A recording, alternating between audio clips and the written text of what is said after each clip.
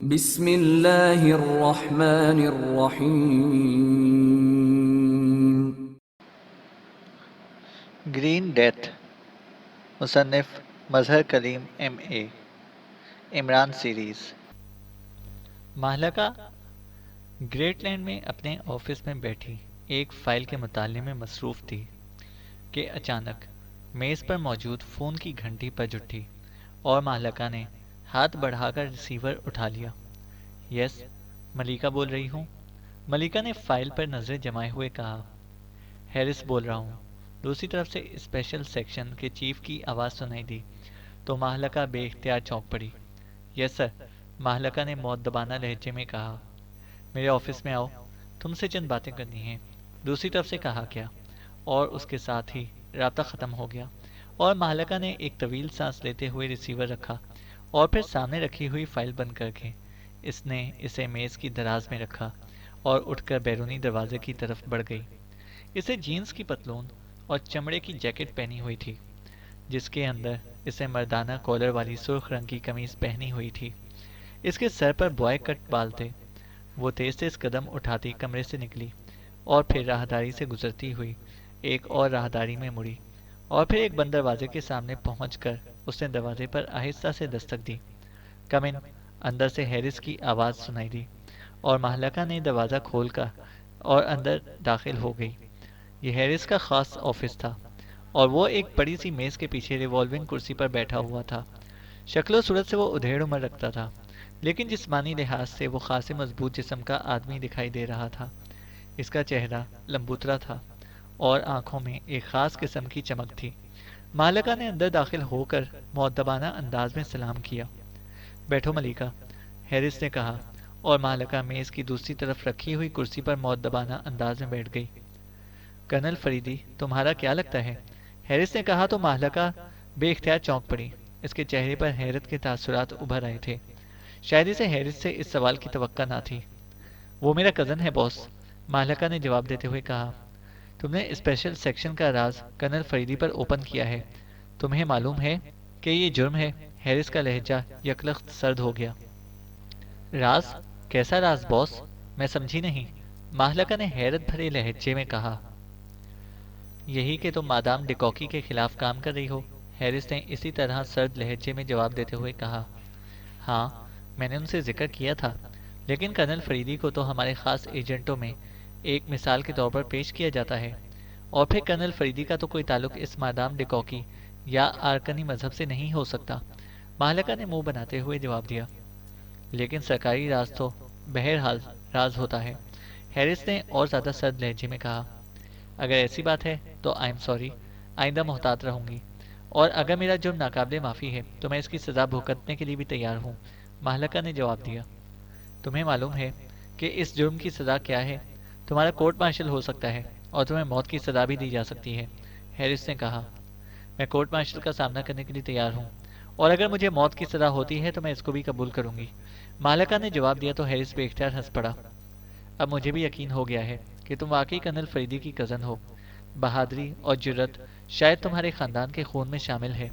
تمہاری جگہ کوئی اور لڑکی ہوتی تو خوف سے پاگل ہو رہی ہوتی، اور یقیناً اس نے میرے پیر پکڑ لیے ہوتے۔ گڈ شو، تمہاری اس بہادری اور جرت نے مجھے واقعی متاثر کیا ہے، اور مجھے تم پر فخر ہے ملیکہ کہ میرے سیکشن میں تم جیسی لڑکی شامل ہے۔ البتہ ایک بات ضرور کہوں گا کہ آئندہ محتاط رہنا، سیکرٹ بہرحال سیکرٹ ہوتا ہے، ہیرس نے کہا تو مہلکہ بے اختیار مسکرا دی۔ یس باس، میں واقعی آئندہ محتاط رہوں گی۔ لیکن آپ کو کس نے یہ بات بتائی ہے؟ مہلکہ نے کہا۔ کرنل فریدی نے مجھے فون کیا تھا، وہ میرا بہت اچھا دوست ہے اور مجھے اس جیسے عظیم آدمی کی دوستی پر فخر ہے۔ اس نے مجھے بتایا تھا کہ تم نے اس سے بات کی تھی۔ اس کے بعد میں نے اسے وہ سب کچھ بتا دیا جو میں جانتا تھا، کیونکہ بہرحال کرنل فریدی اس کیس میں ہمارا ساتھی تو بن سکتا ہے، دشمن یا مخالف نہیں ہو سکتا، ہیرس نے کہا۔ تو کیا کرنل فریدی اس کیس پر کام کر رہے ہیں؟ مالکہ نے حیرت بھرے لہجے میں کہا۔ ہاں، اسلامی سیکورٹی کونسل کو خدشہ ہے کہ یہ لوگ مسلم ممالک میں قتل عام کرانا چاہتے ہیں، اس لیے کرنل فریدی اس کیس پر کام کر رہا ہے۔ تو مجھے بتاؤ کہ تمہاری اب تک کی کیا رپورٹ ہے؟ ہیرس نے کہا۔ کوئی خاص پیش رفت تو نہیں ہو سکی، وہاں تو مکمل جمود طاری ہے، مادام ڈیکوکی کی کسی قسم کی پراسرار سرگرمی کی رپورٹ نہیں ملی۔ وہ سیر و سیاحت میں مصروف ہے، مہلکہ نے جواب دیا۔ تمہیں معلوم نہیں ہے کہ اسپیشل سیکشن کا ماسٹر نیلسن آرکنی مذہب کے مارڈرڈ میں مذہبی پیشوا جوبی کے اسسٹنٹ راگو کے روپ میں کام کر رہا ہے۔ اس نے جو رپورٹ دی ہے اس کے مطابق کرنل فریدی جوبی سے ملا تھا، جس پر ماسٹر نیلسن نے مجھے کال کر کے بتایا، تو میں نے اسے کہا کہ اگر کرنل فریدی بذات خود تمہیں پہچان لے تو تم نے اپنی اصلیت اس پر ظاہر کر دینی ہے، ورنہ نہیں۔ اور پھر ماسٹر نیلسن کی کال آئی کہ کرنل فریدی نے انتہائی حیرت انگیز طور پر اس کا میک اپ پہچان لیا ہے۔ اس پر ماسٹر نیلسن نے اپنی اصلیت کھول دی۔ اس کے بعد ماسٹر نیلسن نے اسے وہ فریکوینسی بتائی جو اس نے مجھے رپورٹ کی تھی اور جس کو ماہرین بھی ٹریس نہیں کر سکے۔ ماسٹر نیلسن بھی ابھی تک اس سے زیادہ اور کچھ معلوم نہیں کر سکا، جبکہ مجھے اطلاع ملی ہے کہ کرنل فریدی گریٹ لینڈ آیا ہوا ہے اور وہ یہاں ڈاکٹر آرنلڈ سے ملا ہے۔ ڈاکٹر آرنلڈ کسی زمانے میں ٹرانسمیٹر پر اتھارٹی سمجھے جاتے تھے۔ مجھے ان کا خیال نہیں آیا تھا، ورنہ میں خود ان سے بات کر لیتا، لیکن پھر مجھے رپورٹ ملی ہے کہ کرنل فریدی ڈاکٹر آرنلڈ سے ملا ہے اور ڈاکٹر آرنلڈ نے اس فریکوینسی کو چیک کرنے کی کوشش کی، لیکن ڈاکٹر آرنلڈ بھی ناکام رہا اور کرنل فریدی دوبارہ ہوٹل آ گیا اور ابھی تک وہیں ہے۔ لیکن کرنل فریدی جیسا آدمی ظاہر ہے خاموش تو نہیں رہ سکتا۔ میں چاہتا ہوں کہ تم کرنل فریدی سے خود جا کر اس کے ہوٹل میں ملو اور اس سے معلوم کرو کہ اب اس کا کیا پروگرام ہے، ہیرس نے کہا۔ لیکن اس سے ہمیں کیا فائدہ ہوگا باس؟ مشن تو ظاہر ہے کرنل فریدی پورا کرے گا، مالکہ نے کہا۔ کرنل فریدی بھی اگر مشن مکمل کر لے تب بھی اس کی تفصیلات ہمیں معلوم ہونی چاہیے، تاکہ میں اپنی حکومت کو یہی رپورٹ اسی طرح پیش کر سکوں کہ یہ مشن اسپیشل سیکشن نے مکمل کیا ہے۔ اس طرح تمہاری اور میرے سیکشن دونوں کی عزت و احترام میں اضافہ ہوگا اور ہو سکتا ہے کہ تمہیں اس سلسلے میں کوئی ترقی مل جائے، ہیرس نے کہا۔ تو پھر آپ ایک کام کریں، مالکہ نے چند لمحے خاموش رہنے کے بعد کہا۔ کیا؟ ہیرس نے چونک کر پوچھا۔ آپ مجھے سرکاری طور پر کرنل فریدی کے ساتھ اٹیچ کر دیں، میں اس کے ساتھ مل کر مشن مکمل کر لوں گی، اس طرح مجھے بھی تجربہ ہو جائے گا اور رپورٹ بھی غلط نہ ہوگی، مالکہ نے کہا۔ لیکن کرنل فریدی تمہیں اپنے ساتھ نہیں رکھے گا، ہیرس نے کہا۔ کیوں؟ مالکہ نے چونک کر کہا۔ اس لیے کہ اس کے نزدیک تمہاری حیثیت صرف طفل مکتب جیسی ہوگی اور تم اس کی کوئی مدد کرنے کی بجائے الٹا اس کے کاموں کے لیے رکاوٹ بن جاؤ گی۔ البتہ ایک کام ہو سکتا ہے کہ تم کو یہ ایسا کارنامہ سر انجام دے دو کہ جس سے کرنل فریدی تمہاری صلاحیتوں سے متاثر ہو جائے، پھر وہ تمہیں اپنے ساتھ رہنے کی اجازت دے دے گا، ہیرس نے کہا۔ ایسا کیا کارنامہ ہو سکتا ہے؟ مالکہ نے ہونٹ چباتے ہوئے کہا۔ اور پھر اس سے پہلے کہ مزید کوئی بات ہوتی، میز پر رکھے ہوئے فون کی گھنٹی بج اٹھی اور ہیرس نے ہاتھ بڑھا کر ریسیور اٹھا لیا۔ یس، ہیرس نے کہا۔ مائیکل آپ سے فوری بات کرنا چاہتا ہے، دوسری طرف سے پی اے کی آواز سنائی دی۔ کراؤ بات، ہیرس نے کہا۔ ہیلو باس، میں مائیکل بول رہا ہوں۔ کرنل فریدی ایک بار پھر ڈاکٹر آرنلڈ کی رہائش گاہ پر گیا تھا۔ اس بار وہ اکیلا تھا۔ وہ وہاں کافی دیر رہا، پھر واپسی پر جیسے ہی اس کی کار نے سینٹرل پلازا کے قریب موڑ کاٹا، سینٹرل پلازا کے سامنے والی بلڈنگ فیلر بلڈنگ سے اس کی کار پر 3X میزائل فائر کیا گیا اور کرنل فریدی کی کار تباہ ہو گئی۔ کرنل فریدی شدید زخمی ہوا ہے، اسے ہسپتال پہنچا دیا گیا ہے، وہاں اس کا آپریشن کیے جا رہے ہیں۔ کیپٹن حمید کو بھی اطلاع مل گئی تھی، وہ بھی ہسپتال پہنچ گیا ہے۔ میں ہسپتال سے ہی آپ کو کال کر رہا ہوں، مائیکل نے تفصیل بیان کرتے ہوئے کہا تو ہیرس کے چہرے پر یکلخت انتہائی تشویش کے آثار ابھر آئے۔ کیا پوزیشن ہے کرنل فریدی کی؟ ہیرس نے پوچھا۔ ابھی کچھ معلوم نہیں، وہ آپریشن تھیٹر میں ہیں اور ڈاکٹر مسلسل ان کے آپریشن کر رہے ہیں۔ ویسے باس، میزائل فائر کرنے والے کو ٹموتھی نے پہچان لیا ہے، اس نے مجھے بتایا ہے کہ میزائل فائر کرنے والا ریکس کلب کا اسٹوگر ہے۔ ٹموتھی اتفاق سے اس وقت فیلر بلڈنگ کے قریب ہی موجود تھا۔ اس نے میزائل کی آواز سنتے ہی اور شعلہ دیکھتے ہی اوپر دیکھا تو بالکنی میں اسٹوگر موجود تھا اور اس کے پاس 3X میزائل گن بھی تھی اور وہ پلک جھپکنے میں غائب ہو گیا، مائیکل نے کہا۔ ٹھیک ہے، تم اسپتال میں ہی رہو اور جیسے ہی کرنل فریدی کے بارے میں مزید کچھ معلوم ہو مجھے اطلاع دو، ہیرس نے کہا اور ریسیور رکھ دیا۔ کیا ہوا باس؟ مالکہ نے بڑے اضطراب بھرے لہجے میں کہا، کیونکہ وہ صرف ہیرس کی آواز سن رہی تھی، دوسری طرف سے بولنے والے کی آواز اس تک نہ پہنچ رہی تھی۔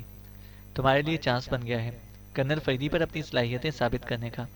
کرنل فریدی پر قاتلانہ حملہ ہوا ہے اور وہ شدید زخمی حالت میں ہسپتال میں ہے، اس کے آپریشن ہو رہے ہیں، لیکن مجھے یقین ہے کہ ایسے عظیم لوگ اتنی آسانی سے نہیں مرا کرتے۔ ٹموتھی نے حملہ آور کو پہچان لیا ہے، وہ ریکس کلب کا اسٹوگر ہے۔ میں نے سنا ہوا ہے کہ ریکس کلب یہودیوں کا گڑھ ہے، اس لیے مجھے یقین ہے کہ کرنل فریدی پر قاتلانہ حملہ اسرائیل یا یہودیوں کی طرف سے کرایا گیا ہے، اور ہو سکتا ہے کہ آرکنی مذہب کے پیچھے بھی یہودیوں کی کسی تنظیم کا ہاتھ ہو۔ ہیرس نے کہا۔ ٹھیک ہے باس، میں اس اسٹروگر سے خود ہی سب کچھ معلوم کر لوں گی، مالکہ نے کہا۔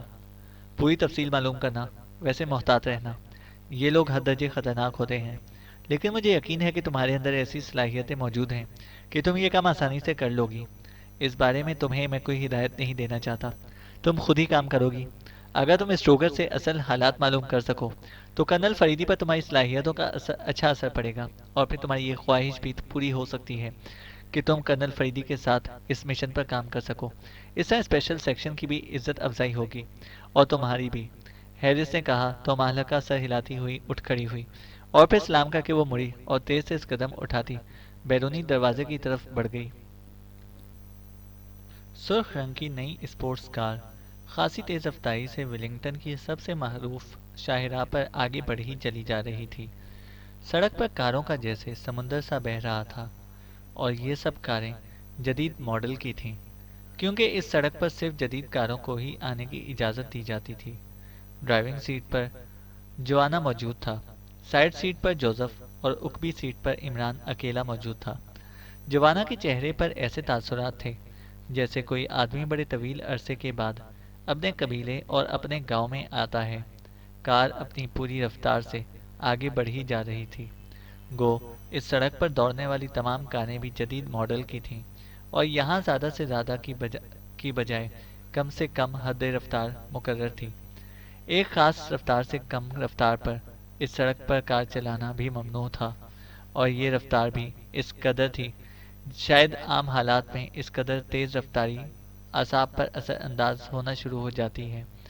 جوانا بڑے اطمینان بھرے انداز میں کار ڈرائیو کر رہا تھا، لیکن کار کی رفتار اس قدر تیز تھی کہ وہ مسلسل کاروں کو کراس کرتی ہوئی آگے بڑھی چلی جا رہی تھی۔ عمران عقبی سیٹ پر سر ٹکائے آنکھیں بند کیے خراٹے لینے میں مصروف تھا کہ اچانک کار کے ڈیش بورڈ کے نیچے لگے ہوئے ایک ریسیور سے کال آنا شروع ہو گئی۔ پولیس کالنگ، آپ کی رفتار بے حد تیز ہے، کار کی رفتار تھوڑی سی کم کیجیے، ایک بھاری سی آواز سنائی دی۔ اوکے، جوانا نے جواب دیا، اور اس کے ساتھ ہی اس نے ہونٹ بھیجتے ہوئے رفتار آہستہ کر دی۔ ولنگٹن میں ہر کار کے اندر ایک خصوصی آلہ لگایا جاتا ہے جس کی مدد سے ٹاور پر بیٹھی ہوئی ٹریفک پولیس ڈرائیوروں کو ہدایات دیتی رہتی تھی، اور یہ آواز بھی پولیس سارجنٹ کی ہی تھی، اور یہاں ٹریفک پولیس کی ہدایات پر 100% اور فوری عمل کیا جاتا تھا، ورنہ اس کی سزا اس قدر سخت تھی کہ انسان قتل کر کے بھی شاید اس قدر سخت سزا کا مستوجب نہ ہو سکتا تھا۔ یہی وجہ تھی کہ جوانا نے فوراً کار کی رفتار کم کر دی۔ یہاں کی پولیس کو تو بیل گاڑیاں سڑکوں پر چلوانا چاہیے، یہ کوئی رفتار تھی جسے وہ تیز کہہ رہا تھا؟ ساتھ بیٹھے ہوئے جوزف نے منہ بناتے ہوئے کہا۔ اب کیا کیا جائے، سارجنٹ کے نقطۂ نظر سے یہ رفتار رسک میں آ جاتی ہے، اس لیے اسے کوشن دے دیا، جوانا نے جواب دیتے ہوئے کہا۔ اس ٹریفک سارجنٹ کا پتہ کراؤ، اسے ہم واپسی پر اپنے ساتھ پاکیشیا لے جائیں گے تاکہ اسے بھی معلوم ہو سکے کہ وہاں رفتار تو ایک طرف بذات خود کاریں 100% رسک پر چلتی ہیں۔ اکوی سیٹ سے عمران نے کہا تو جوانا اور جوزف دونوں بے اختیار ہنس پڑے۔ سارجنٹ وہاں دوسرا سانس بھی نہ لے سکے گا ماسٹر، خودکشی کر لے گا، جوانا نے کہا۔ واہ، کیا خوبصورت اور دلکش طریقہ ہے خودکشی کا، چلو کوئی تو فائدہ ہوا پاکیشیا کا بھی، عمران نے کہا، اور اس بار جوانا بے اختیار کھلکھلا کر ہنس پڑا۔ باس، آپ کسی لارڈ سے ملنے جا رہے ہیں؟ اچانک جوزف نے عمران سے مخاطب ہو کر کہا۔ کیوں، تمہیں یہ خیال کیسے آ گیا؟ عمران نے مسکراتے ہوئے کہا۔ اس لیے کہ آپ نے خصوصی طور پر یہ نئی اور جدید ماڈل کی کار حاصل کی ہے، ورنہ ہم ہوٹل کی کار میں بھی تو جا سکتے تھے، جوانا نے کہا۔ جس سے ہم ملنے جا رہے ہیں وہ لارڈ تو نہیں ہے، لیکن ایکریمیا کے انتہائی امیر ترین افراد میں سے ایک سمجھا جاتا ہے، آٹو موبائل اسپیئر پارٹس کے بزنس کا پوری دنیا میں کنگ کہلاتا ہے، عمران نے کہا۔ ماسٹر، آپ نے اس سے کچھ معلوم کرنا ہے، جوانا نے کہا۔ ہاں، کیوں، عمران نے کہا۔ تو آپ اسے میرے حوالے کر دیں، میں اس کی رگوں سے بھی سب کچھ اگلوا لوں گا، جوانا نے جواب دیا۔ وہ وہاں اپنے محل میں اکیلا تو نہیں بیٹھا ہوگا کہ تم جس طرح چاہو اس کی گردن دبا لو، وہاں مسلح محافظوں کی ایک پوری فوج موجود ہوگی، عمران نے مسکراتے ہوئے کہا، تو کیا ہوا ماسٹر، جوانہ کے لیے یہ معمولی باتیں ہیں۔ آپ مجھے صرف اتنا بتا دیں کہ آپ نے اس سے معلوم کیا کرنا ہے، اور بس، جوانہ نے بڑے اعتماد بھرے لہجے میں کہا۔ فی الحال میں نہیں چاہتا کہ وہاں قتل و غارت ہو، البتہ اگر ضرورت پڑی تو میں تمہاری صلاحیتوں کو ضرور آزماؤں گا۔ عمران نے کہا تو جوانہ نے اس بات میں سر ہلا دیا، اور پھر تقریباً آدھے گھنٹے کی تیز ترین ڈرائیونگ کے بعد جوانہ نے کار ایک چوک سے دائیں ہاتھ پر موڑی اور ایک نسبتاً کم معروف سڑک پر لے آیا۔ یہاں اس نے کار کی رفتار مزید کم کر دی، اور تھوڑی دیر بعد کار ایک انتہائی ماڈرن ٹائپ کی محل نما کوٹھیوں کی کالونی میں داخل ہو گئی۔ پھر تھوڑی دیر بعد عمران نے ایک محل نما کوٹھی کی طرف اشارہ کیا تو جوانہ نے کار اس کے جہازی سائز کے پھاٹک کی طرف موڑ دی۔ باہر دو مسلح محافظ موجود تھے۔ جب کار گیٹ کے سامنے جا کر رکی تو ایک محافظ تیز سے قدم اٹھاتا کار کے قریب آیا۔ جیرالڈ سے کہو کہ پاکیشیا سے پرنس آف ڈھمپ آئے ہیں، عمران نے محافظ سے کہا۔ Prince of Dhamp? پاکیشیا؟ کیا مطلب؟ محافظ نے حیرت بھرے لہجے میں کہا تو جوانہ نے کار کا دروازہ کھولا اور نیچے اتر آیا۔ میں تمہیں بتاتا ہوں کہ پرنس آف ڈھمپ اور پاکیشیا کا کیا مطلب ہوتا ہے، جوانہ نے غصیلے لہجے میں کہا، اور محافظ اس کی طرف مڑا ہی تھا کہ جوانہ کا ہاتھ بجلی کی سی تیزی سے گھوما اور وہ محافظ زوردار تھپڑ کھا کر چیختا ہوا اچھل کر نیچے جا گرا۔ اسی لمحے جوزف بھی کار سے نیچے اتر آیا۔ خبردار، اگر حرکت کی تو گولی مار دوں گا۔ اس نے ہولسٹر سے ریوالور نکال کر اس کا رخ محافظ کے ساتھ کھڑے دوسرے محافظ کی طرف کرتے ہوئے کرخت لہجے میں کہا۔ تو دوسرا محافظ جو اپنے ساتھی کو نیچے گرتے دیکھ کر کاندھے سے مشین گن اتارنا چاہتا تھا، بے اختیار ٹھٹک کر رک گیا۔ اسی لمحے جوانہ نے جھک کر گرے ہوئے محافظ کو گردن سے پکڑا اور اسے اس طرح اوپر اٹھا لیا جیسے بچے کسی کھلونے کو گردن سے پکڑ کر اٹھا لیتے ہیں۔ اب پتہ چلا تمہیں کہ پرنس آف ڈھمپ اور پاکیشیا کا کیا مطلب ہوتا ہے، یا گردن توڑ دوں؟ جاؤ جا کے اطلاع دو، جوانہ نے غراتے ہوئے کہا، اور اس کے ساتھ ہی اس نے ہاتھ کو جھٹکا دیا تو محافظ اڑتا ہوا پھاٹک کے قریب جا گرا۔ دوسرے لمحے وہ اٹھا اور اس نے اپنے دونوں ہاتھوں سے اپنی گردن مسلنا شروع کر دی۔ اس کے چہرے پر خوف کے تاثرات ابھر آئے تھے۔ پھر وہ تیزی سے مڑا اور پھاٹک کھول کر اندر چلا گیا، جبکہ دوسرا محافظ ایک طرف بے حس و حرکت کھڑا رہا۔ تھوڑی دیر بعد بڑا پھاٹک خود بخود کھلنے لگا تو جوزف اور جوانہ واپس کار میں بیٹھے اور جوانہ نے کار اندر کی طرف بڑھا دی۔ طویل موٹر وے کے بعد جوانہ نے کار ایک وسیع و عریض پورچ میں لے جا کر روک دی، جہاں پہلے سے دو جدید ماڈل کی کاریں موجود تھیں۔ کار رکتے ہی عمران، جوزف اور جوانہ تینوں باہر آ گئے۔ اسی لمحے ایک آدمی آگے بڑھا۔ اس کے جسم پر انتہائی شاندار اور قیمتی کپڑے کا سوٹ تھا۔ میرا نام جرمی ہے، میں مینیجر ہوں جناب، اس آدمی نے آگے بڑھتے ہوئے کہا۔ مسٹر جیرالڈ سے کہو کہ پرنس آف ڈھمپ پاکیشیا سے ملاقات کے لیے آئے ہیں، عمران نے مینیجر سے کہا۔ اوہ یس سر، آئیے تشریف لائیے، مینیجر نے مروب ہوتے ہوئے کہا، اور پھر وہ عمران اور اس کے ساتھیوں کو انتہائی شاندار انداز میں سجے ہوئے ایک بڑے ڈرائنگ روم میں لے آیا۔ آپ تشریف رکھیں، میں باس کو آپ کی آمد کی اطلاع دیتا ہوں۔ ویسے آپ کیا پینا پسند فرمائیں گے؟ مینیجر نے انتہائی مؤدبانہ لہجے میں کہا۔ یہ بعد میں سوچیں گے، پہلے آپ اپنے باس کو اطلاع دیں اور انہیں بتا دیں کہ پرنس ایک خاص کام کی وجہ سے خود آئے ہیں، ورنہ پرنس تو اکیڈمیا کے صدر کو بھی ملاقات کا وقت نہیں دیا کرتے۔ عمران کے بولنے سے پہلے اس کے پیچھے کھڑے ہوئے جوانہ نے خشک لہجے میں کہا تو مینیجر سر ہلاتا ہوا واپس چلا گیا۔ تم دونوں بیٹھ جاؤ، عمران نے مسکراتے ہوئے کہا۔ باس، جب آپ پرنس ہیں تو ظاہر ہے ہم باڈی گارڈز ہیں، اور باڈی گارڈز بیٹھا نہیں کرتے، جوانہ نے جواب دیا۔ پرنس کا نام تو اس لیے لیا گیا ہے تاکہ یہ صاحب ملاقات پر آمادہ ہو جائیں، عمران نے مسکراتے ہوئے کہا۔ لیکن جوانہ اور جوزف دونوں بیٹھنے کی بجائے اسی طرح عمران کی کرسی کے پیچھے کھڑے رہے۔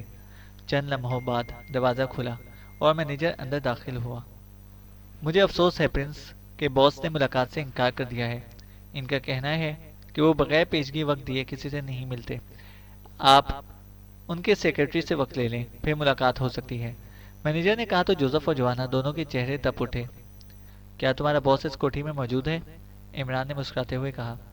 جی ہیں، لیکن I am sorry prince, manager نے معذرت کرتے ہوئے کہا۔ جوانہ، عمران نے مڑ کر جوانہ سے کہا۔ یس پرنس، جوانہ نے جان بوجھ کر ماسٹر کہنے کی بجائے پرنس کہا۔ مینیجر صاحب کے ساتھ جاؤ اور مسٹر جیرالڈ سے ملاقات کا وقت لے آؤ، اور جوزف تم باہر جا کر کھڑے ہو جاؤ تاکہ ملاقات میں کوئی مداخلت نہ ہو سکے، عمران نے جوانہ اور جوزف سے مخاطب ہو کر کہا۔ لیکن جناب، बॉस ने तो मुलाकात से इनकार कर दिया है। आप इनकी सेक्रेटरी से मुलाकात का वक्त ले लें और कम से कम 1 हफ्ते बाद मुलाकात हो सकती है। मैनेजर ने इमरान की हिदायत पर हैरत भरे लहजे में कहा। जवाना इन कामों में भी माहिर है मिस्टर मैनेजर। आप देखेंगे कि ये तुम्हारे बॉस को किस तरह अभी और इसी वक्त मुलाकात पर आमादा कर लेता है। इमरान ने कहा तो जवाना आगे बढ़ा। चलो मिस्टर मैनेजर। जवाना मैनेजर का बाजू पकड़कर उसे तकरीबन घसीटता हुआ बैरूनी दरवाजे की तरफ बढ़ने लगा। अरे अरे, मेरा बाजू तो छोड़ो, ये क्या कर रहे हो? मैनेजर ने अपने आप को छुड़ाने की कोशिश करते हुए कहा। खामोशी से चले चलो मिस्टर मैनेजर, इसके हुक्म में चलते हुए जोसेफ ने घुर्रा कर कहा, और मैनेजर का जिस्म बेख्तियार झटके खाने लगा और जवाना इसे घसीटता हुआ बाहर ले गया और जोसेफ भी इसके पीछे बाहर निकल गया। तो इमरान ने एक तवील सांस लिया और फिर तकरीबन 20 मिनट बाद दरवाज़ा खुला और एक उधेड़ उम्र भारी जिस्म का आदमी अंदर दाखिल हुआ। इसके पीछे जवाना था। इस उधेड़ उम्र आदमी का चेहरा गुस्से की शिद्दत से बुरी तरह भड़क रहा था। ये क्या गुंडागर्दी है? कौन हो तुम लोग? इस उधेड़ उम्र आदमी ने अंदर दाखिल होते ही चीखते हुए कहा, लेकिन दूसरे लम्हे वो हवा में उछला और एक धमाके से चीखता हुआ नीचे कालीन पर जा गिरा। प्रिंस के सामने ऊंची आवाज में बोलते हो? दीवाना ने गुस्से से चीखते हुए कहा और इसके साथ ही इसे झुककर इसे एक बार फिर गर्दन से पकड़ा और उठाकर एक सोफे पर पटक दिया। ये सब क्या है? ये जेराल्ड ने भिंचे भिंचे लहजे में कहा। मिस्टर जेराल्ड, तुम यकीनन बहुत बड़े बिजनेस किंग होगे, लेकिन जवाना मास्टर किलर का रुकन है और तुम जानते हो कि पेशावर कातिल को सिर्फ अपने ऑर्डर की तकमील से गर्ज होती है। मैंने सिर्फ तुमसे मुलाकात करनी थी, लेकिन तुमने मुलाकात से इनकार करके खुद ही ये हालात पैदा कर लिए हैं। अब भी इत्मीनान से बैठकर मुलाकात कर लो, वरना ये तुम्हारा पूरा महल मुक्तल में तब्दील हो जाएगा। इमरान ने सर्द लहजे में कहा। तुम कौन हो? प्रिंस? क्या तुम वाकई प्रिंस हो? जेराल्ड ने होंठ चबाते हुए कहा। मेरा नाम अली इमरान है और मेरा ताल्लुक पाकिस्तान से है, और मुझे मालूम है कि तुमने आरकनी मजहब की आड़ में एक खुफिया यहूदी तंजीम कायम कर रखी है, और इस तंजीम के तहत तुमने पूरी दुनिया के मुस्लिम ममालिक के लाखों इंसानों का कत्ले आम करने का भयानक मंसूबा तैयार कर रखा है। और मुझे ये भी मालूम है कि तुम्हारी इस तंजीम का हेडक्वार्टर ब्लेरिक में है, लेकिन मैंने तुमसे मुलाकात इसलिए की है कि मुझे इस लेबॉर्ट्री की तलाश है जिसमें वो जरासीम तैयार किए जा रहे हैं जिन्हें कत्ले आम के लिए इस्तेमाल किया जाएगा, और इस लेबॉर्ट्री का पता तुमने बताना है। इमरान ने सर्द लहजे में कहा। ये सब तुम क्या कह रहे हो? मैं तो एक बिजनेसमैन हूँ, मेरा इन मंसूबों से क्या ताल्लुक? जेराल्ड ने कहा। जवाना, इमरान ने जेराल्ड के पीछे खड़े हुए जवाना से कहा। यस मास्टर, जवाना ने जवाब दिया। मिस्टर जेराल्ड का कोट इसकी पुश्त पर नीचे कर दो, इमरान ने सर्द लहजे में कहा। तो जवाना ने, जो जेराल्ड की कुर्सी के उकब में मौजूद था, इस पर झपट पड़ा और चंद लम्हों बाद जेराल्ड कोट कड़ी में फंस चुका था। तुम अब जाकर जोसेफ के साथ मिलकर इस कोठी में जितने भी अफराद हैं सबको हलाक कर दो, ताकि कोई भी जेराल्ड के हलक से निकलने वाली चीखों को ना सुन सके, इमरान ने सर्द लहजे में कहा। सिवाय बाहर के 2 मुहाफिजों के, यहाँ मौजूद मैनेजर समेत 8 अफराद को हमने पहले ही हलाक कर दिया है, फिर इसके ऑफिस में दाखिल होकर इसे यहाँ ले आए थे। अब बाहर मौजूद दोनों मुहाफिजों का भी खात्मा कर देते हैं, जवाना ने कहा, और इमरान ने के असबात में सर हिलाने पर वो तेजी से मुड़ा और कमरे से बाहर निकल गया। ये तुम क्या कर रहे हो? ये किस किस्म की गुंडागर्दी है कि तुम बेगुनाहों को इस तरह कत्ल किए जा रहे हो? जेराल्ड ने चीखते हुए कहा। तो इमरान बेख्तियार मुस्कुरा दिया। लाखों करोड़ों इंसान का बैकवक्त कत्लेआम करने का मंसूबा बनाते हुए तुम्हें ख्याल नहीं आया, जबकि अब 8-10 अफराद की हलाकत पर तुम्हें इस कदर हैरत और अफसोस हो रहा है, इमरान ने सर्द लहजे में कहा। थोड़ी देर बाद जवाना वापस आ गया। हुक्म की तामील कर दी गई है मास्टर, जवाना ने कहा। हाँ तो जेराल्ड, अब यहाँ तुम्हारी चीखें सुनने वाला कोई नहीं है। तुम्हारे पीछे जो आदमी खड़ा है, इसका ताल्लुक दुनिया की सबसे खौफनाक पेशावर कातिलों की तंजीम मास्टर किलर से रहा है। अब बोलो, क्या तुम सब कुछ बताने पर तैयार हो, या मैं इसे हुक्म दूं कि ये अपनी कार्रवाई शुरू करे? इमरान ने सर्द लहजे में कहा। देखो, तुम्हें यकीनन कोई गलत फहमी हुई है। मेरा किसी तंजीम से कोई ताल्लुक नहीं है, और ना ही आरकनी नाम के किसी मजहब के बारे में सुना है, जेराल्ड ने कहा। तो इमरान बेख्तियार हंस पड़ा। मास्टर, इसे मेरे हवाले कर दें, फिर देखें ये किस तरह तोते की तरह बोलता है, जवाना ने कहा। नहीं जवाना, ये आदमी बेस्टाइस ए का मरीज है, इसलिए इस पर ना ही शहरक वाला अमल हो सकता है और ना नथने काटने वाला। इस पर जैसे ही एक हद से ज़्यादा तशद्दुद हो, इसका दिल बंद हो जाएगा, और मैं नहीं चाहता कि ये लेबॉर्ट्री के बारे में कुछ बताने से पहले मर जाए। عمران نے کہا اور اس کے ساتھی سے جیب سے ریوالور نکالا اور اس کا چیمبر کھول کر اس نے اس میں موجود تمام گولیاں نکال لیں۔ دیکھو جیرالڈ، تم ایک بزنس مین ہو اور کامیاب بزنس مین ہمیشہ چانس کی گیم کھیلتا ہے۔ میں بھی تمہیں چانس دینا چاہتا ہوں۔ میں تمہارے سامنے اس ریوالور کی میگزین میں ایک گولی ڈالوں گا اور پھر چیمبر بند کر کے اسے گھما دوں گا۔ یہ دیکھو، عمران نے کہا اور پھر اس نے گولی ایک چیمبر کے خانے میں ڈالی اور چیمبر بند کر کے اسے تیزی سے گھما دیا۔ باقی گولیاں اس نے اپنی جیب میں ڈال دیں۔ اب میں ٹریگر دباؤں گا، ابھی تمہاری قسمت کہ تمہیں چانس ملتا ہے یا پہلی بار چیمبر میں موجود گولی اسٹرائکر کے سامنے آ جاتی ہے اور تمہاری کھوپڑی ہزاروں ٹکڑوں میں تبدیل ہو جاتی ہے، یا تمہیں دوسرا چانس مل جاتا ہے۔ اور پھر کتنے چانس تمہیں ملتے ہیں، اس کا فیصلہ اب قطعی طور پر تمہاری قسمت پر ہے۔ البتہ میں تم سے حلف کرتا ہوں کہ اگر تم مجھے اس لیبارٹری کا محل وقوع بتا دو تو میں تمہیں زندہ چھوڑ کر چلا جاؤں گا، کیونکہ مجھے تمہاری زندگی یا موت سے کوئی دلچسپی نہیں ہے۔ اب میں صرف 5 تک گنوں گا، پھر ٹریگر دبا دوں گا، عمران نے کہا اور اس کے ساتھ ہی اس نے اٹھ کر ریوالور کی نال جیرالڈ کی پیشانی پر رکھ کر اسے دبا دیا اور اس کے ساتھ ہی اس نے گنتی شروع کر دی۔ جیسے جیسے وہ گنتا جا رہا تھا، جیرالڈ کی حالت تباہ ہوتی جا رہی تھی۔ رک جاؤ، رک جاؤ، میں بتاتا ہوں، رک جاؤ، یکلخت جیرالڈ نے ہذیانی انداز میں چیختے ہوئے کہا۔ بولتے جاؤ، رکو نہیں، ورنہ میں گننا شروع کر دوں گا، عمران نے سرد لہجے میں کہا۔ کیا تم مجھے زندہ چھوڑ دو گے واقعی؟ جیرالڈ نے کہا۔ ہاں، کیونکہ مجھے معلوم ہے کہ تم صرف پس پردہ رہ کر عطیات دینے والوں میں سے ہو۔ تم زیادہ سے زیادہ اس تنظیم کو اطلاع دے دو گے اور مجھے اس کی کوئی پرواہ نہیں ہے، عمران نے جواب دیا۔ ٹھیک ہے، مجھے مت مارو، میں بتا دیتا ہوں۔ گرین ڈیتھ کی لیبارٹری جنوب مغربی افریقہ کے ملک لاگیریا کے سب سے خوفناک اور گھنے جنگل، جسے ٹابی فارسٹ کہا جاتا ہے، میں واقع ہے، جیرالڈ نے کہا تو عمران پیچھے ہٹ کر کرسی پر بیٹھ گیا۔ جیرالڈ کی آنکھیں پھٹی ہوئی تھیں اور چہرہ اور جسم پسینے سے اس طرح تر تھا جیسے کسی نے اسے پانی میں غوطہ دے کر باہر نکال لیا ہو۔ مجھے معلوم تھا کہ تم جس بیماری میں مبتلا ہو، اس بیماری کا مریض سسپینس برداشت نہیں کر سکتا اور نہ ہی سسپینس سے مر سکتا ہے۔ بہرحال تم نے اپنی زندگی بچا لی ہے، البتہ اب تمہیں اپنی بات کو کنفرم کرنا پڑے گا، عمران نے کہا۔ مم، مجھے یہی معلوم ہے اور صرف معلوم ہے، میں کنفرم نہیں کر سکتا۔ میرے پاس کوئی ذریعہ نہیں ہے جس سے میں کنفرم کر سکوں، جیرالڈ نے کہا۔ پھر تو تمہیں مرنا پڑے گا مسٹر جیرالڈ، کیونکہ میں صرف تمہارے کہنے پر تو لاگیریا کے اس خوفناک جنگل میں نہیں بھٹک سکتا، عمران نے سرد لہجے میں کہا۔ لیکن میں کیا کروں، کس طرح یقین دلاؤں، جیرالڈ نے کہا۔ مادام ڈیکوکی کو جانتے ہو، عمران نے کہا۔ مادام ڈیکوکی؟ وہ کون ہے؟ میں تو نہیں جانتا، جیرالڈ نے جلدی سے کہا تو عمران بے اختیار ہنس پڑا۔ تم اچھے بزنس مین تو ہو سکتے ہو مسٹر جیرالڈ، لیکن اچھے اداکار نہیں ہو سکتے، کیونکہ تمہارا چہرہ اور تمہارا لہجہ بتا رہا ہے کہ تم جھوٹ بول رہے ہو۔ تم اچھی طرح جانتے ہو کہ مادام ڈیکوکی کون ہے، اور سنو، میرے پاس واقعی وقت نہیں ہے، اس لیے آخری بار میں تمہیں چانس دے رہا ہوں کہ اپنی زندگی بچا لو، عمران نے سرد لہجے میں کہا۔ لیکن مادام ڈیکوکی کے بارے میں تم کیوں پوچھ رہے ہو، جیرالڈ نے کہا۔ اس لیے تاکہ تم بتا سکو کہ جو بلو رپورٹس اس نے تیار کرائی ہیں وہ کہاں بھیجی جاتی ہیں، عمران نے کہا۔ اوہ اوہ، مگر میں کیسے بتا سکتا ہوں، جیرالڈ نے کہا تو عمران ایک جھٹکے سے اٹھ کھڑا ہوا۔ ٹھیک ہے، تمہاری مرضی، اگر تم خود ہی زندہ نہیں رہنا چاہتے تو میں کب تک تمہارا ساتھ دے سکتا ہوں۔ گڈ بائے، عمران نے کہا اور ریوالور کا رخ اس کی طرف کر کے اسے ٹریگر دبا دیا۔ ریوالور سے ٹرچ کی آواز سنائی دی۔ واہ، خاصے خوش قسمت ہو، ایک چانس مل ہی گیا ہے تمہیں، لیکن شاید دوسرا چانس نہ ملے، عمران نے کہا اور اس کے ساتھ ہی سے ریوالور کا رخ ایک بار پھر اس کی طرف کر دیا۔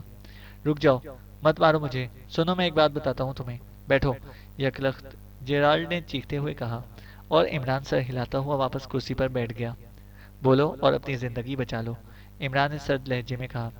سنو، مادام ڈیکوکی کا تعلق میری گروپ سے ہے اور مجھے اتنا معلوم ہے کہ میری نے مادام ڈیکوکی کی بلو رپورٹس میرے ذریعے ہیڈ کوارٹر بھجوائیں، لیکن بعد میں ہیڈ کوارٹر نے یہ رپورٹس مجھے واپس بھجوا دیں اور مجھے کہا کہ یہ رپورٹس ہیڈ کوارٹر کی بجائے ٹوبی فارسٹ کے مشرقی کنارے پر واقع شہر بگورا میں بلو ہیون کلب کے مینیجر کے نام بھجوا دی جائیں، وہاں سے یہ خود گرین ڈیتھ کی لیبارٹری میں پہنچ جائیں گی، جیرالڈ نے کہا۔ کیا تم کبھی خود وہاں گئے ہو، عمران نے پوچھا۔ نہیں، میں کبھی نہیں گیا، جیرالڈ نے جواب دیا۔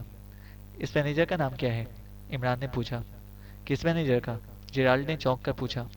بلو ہیون کلب کے مینیجر کا، جس کو تم نے رپورٹس بھجوائی ہیں، عمران نے کہا، اس کا نام پال میکارے ہے، وہ ہیڈ کوارٹر کا خاص آدمی ہے۔ جیرالڈ نے جواب دیا۔ کیا تم اسے فون کر کے اس سے یہ کنفرم کرا سکتے ہو کہ رپورٹس اسے مل گئی ہیں یا نہیں؟ عمران نے کہا۔ وہ تو مجھے جانتا بھی نہیں، وہ کیسے کنفرم کرے گا؟ جیرالڈ نے کہا۔ تم نے جس حیثیت سے اسے رپورٹس بھیجی، اسی حیثیت سے بات کر لو، میں صرف کنفرمیشن چاہتا ہوں اور بس، عمران نے کہا۔ ٹھیک ہے، کراؤ بات، اب جب کہ سب کچھ بتا دیا ہے تو اب باقی رہ کیا جاتا ہے؟ جیرالڈ نے ایک طویل سانس لیتے ہوئے کہا۔ جوانا، کارڈلیس فون پیس لے آؤ، عمران نے جوانا سے کہا اور جوانا سے ہلاتا ہوا مڑا اور کمرے سے باہر نکل گیا۔ تھوڑی دیر بعد وہ واپس آیا تو اس کے ہاتھ میں ایک کارڈلیس فون پیس موجود تھا۔ عمران نے جوانا کے ہاتھ سے فون پیس لیا اور اس کا بٹن آن کر کے اسے انکوائری کا نمبر پریس کر دیا۔ یس، انکوائری پلیز۔ رابطہ قائم ہوتے ہی دوسری طرف سے ایک مؤدبانہ آواز سنائی دی۔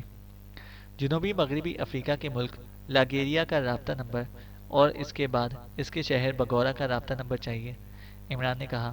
ہولڈ آن کریں، دوسری طرف سے کہا گیا۔ ہیلو، کیا آپ لائن پر ہیں؟ چند لمحوں کی خاموشی کے بعد پوچھا گیا۔ یس، عمران نے مختصر سا جواب دیتے ہوئے کہا۔ تو دوسری طرف سے دونوں مطلوبہ نمبر بتا دیے گئے۔ عمران نے شکریہ ادا کر کے فون آف کیا اور دوبارہ آن کر کے اسے پہلے لاگیریا کا رابطہ نمبر اور پھر بگورا کا رابطہ نمبر پریس کر کے اسے انٹرنیشنل انکوائری نمبر پر بھی پریس کر دیا۔ یس، انکوائری، ایک مردانہ آواز سنائی دی۔ بلو ہیون کلب کا نمبر چاہیے، عمران نے کہا تو دوسری طرف سے نمبر بتا دیا گیا اور عمران نے فون آف کر کے اسے دوبارہ آن کیا اور ایک بار پھر یکے بعد دیگرے دونوں رابطہ نمبر پریس کر کے اسے بلو ہیون کلب کا نمبر پریس کر دیا۔ پھر وہ کرسی سے اٹھا اور اس نے لاؤڈر کا بٹن آن کر کے فون پیس کو خود ہی جیرالڈ کے کان سے لگا دیا۔ دوسری طرف سے گھنٹی بجنے کی آواز سنائی دے رہی تھی۔ یس، بلو ہیون کلب، ایک چیختی ہوئی آواز سنائی دی۔ پال میکارے سے بات کراؤ، میں ویلنگٹن سے چیف بول رہا ہوں، جیرالڈ نے انتہائی سخت اور کھردرے لہجے میں کہا۔ یس سر، دوسری طرف سے بولنے والے کا لہجہ یکلخت بھوک منگو جیسا ہو گیا تھا۔ یس سر، میں پال میکارے بول رہا ہوں چیف۔ چند لمحوں بعد ایک بھاری سی آواز سنائی دی، لیکن بولنے والے کا لہجہ بے حد مؤدبانہ تھا۔ بلو رپورٹس لیبارٹری پہنچ گئی ہیں یا نہیں؟ جیرالڈ نے اسی طرح سخت اور کھردرے لہجے میں کہا۔ یس چیف، وہ تو اسی روز بھجوا دی تھی، دوسری طرف سے قدرے حیرت بھرے لہجے میں کہا۔ اوکے، میں نے کنفرم کرنا تھا، جیرالڈ نے کہا اور عمران نے فون پیس ہٹا کر اس کا بٹن آف کر دیا۔ اب تو تمہاری تسلی ہو گئی ہے، جیرالڈ نے کہا۔ ہاں، تم نے درست بات کی ہے، گڈ شو، جوانا، مسٹر جیرالڈ کو زندہ رہنا چاہیے، عمران نے کہا اور دروازے کی طرف بڑھ گیا۔ یس ماسٹر، جوانا نے کہا اور پھر جیسے ہی عمران باہر گیا، باہر موجود جوزف چونک پڑا۔ کیا ہوا باس؟ جوزف نے کہا۔ کچھ نہیں، جوانا جیرالڈ کو زندہ رہنے کے گر سکھا رہا ہے، عمران نے کہا اور پورچ کی طرف بڑھتا چلا گیا۔ چند لمحوں بعد جوانا بھی باہر آ گیا۔ حکم کی تعمیل کر دی گئی ہے ماسٹر، جوانا نے مسکراتے ہوئے کہا۔ اس کا کوٹ اوپر کر دیا ہے یا نہیں؟ عمران نے کار کا دروازہ کھول کر اندر بیٹھے ہوئے کہا۔ کر دیا ہے ماسٹر، جوانا نے ڈرائیونگ سیٹ پر بیٹھتے ہوئے کہا، جبکہ جوزف پھاٹک کی طرف بڑھ گیا جس کی سائڈ پر باہر موجود دونوں محافظوں کی لاشیں پڑی ہوئی تھیں۔ ان دونوں کی گردنیں ٹوٹی ہوئی تھیں۔ چینل کو سبسکرائب کریں اور بیل آئیکن کو پریس کریں تاکہ ہماری ہر اپڈیٹ آپ کو بر وقت مل سکے۔